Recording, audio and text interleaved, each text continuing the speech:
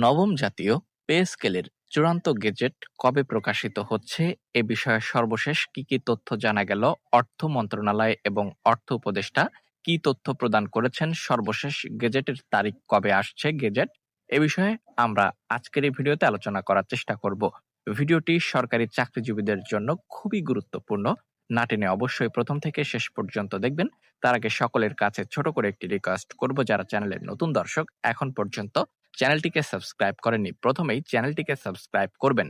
প্রথমত আমরা আপনাদেরকে অষ্টম জাতীয় পে স্কেল এবং নবম জাতীয় পে স্কেলের গেজেট কবে আসছে এ বিষয়ে একটি বিস্তারিত ধারণা দেওয়ার চেষ্টা করব। তো এখানে আমরা একটি গুরুত্বপূর্ণ তথ্য ফার্স্ট অফ অল আপনাদেরকে দেখানোর চেষ্টা করব। দেখতে পাচ্ছেন এখানে যে বিষয়টি, সেখানে বলা রয়েছে অষ্টম পে স্কেলের গেজেট হতে লেগেছিল 7 মাস।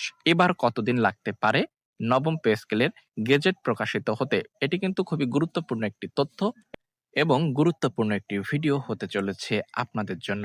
তাই প্রত্যেকের কাছে রিকোয়েস্ট করব, চ্যানেলে যদি নতুন দর্শক হয়ে থাকেন এখনই সাবস্ক্রাইব করুন। সরকারি চাকরিজীবীদের জন্য খুশির খবর নিয়ে এসেছে নবম জাতীয় বেতন কমিশন। নির্ধারিত সময়ের 3 সপ্তাহ আগেই প্রধান উপদেষ্টা প্রফেসর মোহাম্মদ ইউনূসের কাছে তারা প্রতিবেদন জমা দেয়। তবে এখন বড় প্রশ্ন হলো, প্রতিবেদন জমার কতদিন পর এটি গেজেট আকারে প্রকাশিত হবে এবং কার্যকর হবে? কার্যকর হচ্ছে কবে এবং গেজেট আকারে প্রকাশিত হচ্ছে কবে, এটি এখন সবথেকে বড় প্রশ্ন।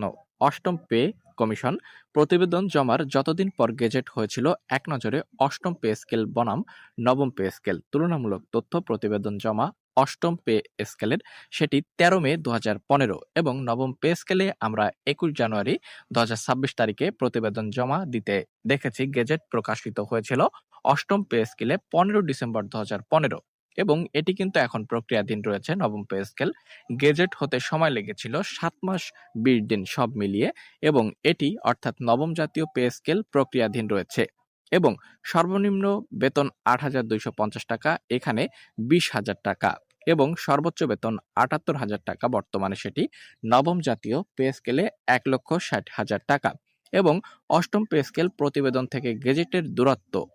তো এখানে দেখতে পাচ্ছেন অতীত রেকর্ড থেকে আমরা জানতে পারছি অষ্টম পে স্কেলের অর্থাৎ সুপারিশ প্রতিবেদন জমা দেওয়া হয়েছিল 2015 সালের 13 মে। সেই প্রতিবেদন জমার প্রায় 7 মাস 20 দিন পর 15 ডিসেম্বর গেজেট প্রকাশিত হয়। তবে গেজেট দেরিতে হলেও তা ভূতাপেক্ষভাবে ওই বছরের 1 জুলাই থেকে কার্যকর হয়েছিল, অর্থাৎ সরকারি কর্মচারীরা কয়েক মাসের বকেয়া বেতন একসঙ্গে পেয়েছিলেন। তো এখানে দেখতে পাচ্ছেন ফরাসউদ্দিন কমিশনের সুপারিশ ও গেজেটের পার্থক্য বিস্তারিত রয়েছে। বাস্তবায়ন ও বকেয়া নিয়ে তৎকালীন সিদ্ধান্ত কি হয়েছিল সেটিও এখানে সুন্দরভাবে উল্লেখ করে দেওয়া রয়েছে। নবম পে স্কেল এবার কি আসছে বা কি নতুনত্ব আসছে বা গেজেট কবে প্রকাশিত হচ্ছে বিষয়ে আলোচনা করা হয়েছে বিশদভাবে। 23 সদস্য বিশিষ্ট এই কমিশন নির্ধারিত 14 ফেব্রুয়ারি 2026 আগে 21 জানুয়ারি 2026 তারিখে প্রধান উপদেষ্টার কাছে প্রতিবেদন দিয়েছে। এবারের প্রস্তাবনায় কিছু ঐতিহাসিক পরিবর্তন আনা হয়েছে।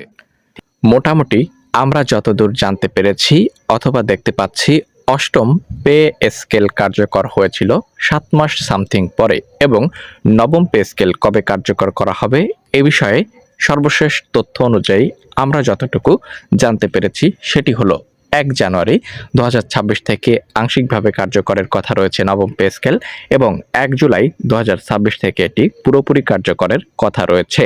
তবে এটি কার্যকর করা হবে কিনা এ বিষয়ে সবার মনেই কিন্তু প্রশ্ন রয়েছে, যদিও অন্তর্বর্তী সরকারের অর্থ উপদেষ্টা বলছেন এ বিষয়ে তারা কমিটি পর্যন্ত গঠন করে দিয়ে যাবে, যাতে নির্বাচিত সরকার এসে অতি দ্রুতই নবম পে স্কেল কার্যকর করতে পারে কোনো প্রকার বিলম্ব না করে। তবে সরকারি কর্মচারীদের দাবি, এখানে তারা নবম পে স্কেলের প্রজ্ঞাপন চান নির্বাচনের আগেই, যেটি কোনোভাবেই সম্ভব না বলেছেন অর্থ উপদেষ্টা। তো এই ছিল সর্বশেষ ভিডিও।